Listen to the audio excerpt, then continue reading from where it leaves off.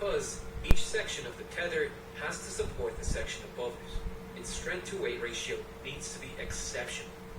If we calculate the tether area near the hub for the same carbon composite, the tether only needs to increase in area by 2.5 times at about 0.56 meters squared. We will, of course, need to add a safety factor of at least 1.5, increasing these dimensions by 50%. I have skimmed over this equation here, but if you want to learn more about the engineering of this system,